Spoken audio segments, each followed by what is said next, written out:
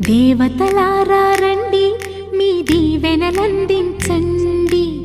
నోచిన నోములు పండించే నా తోడును పంపించండి. కలలో ఇలలో ఏ కన్నెకి ఇలాంటి పతిరాడనిపించే వరుణ్ణే వరముగా ఇవ్వండి. కని విని ఎరుగని వేడుకతో వివాహ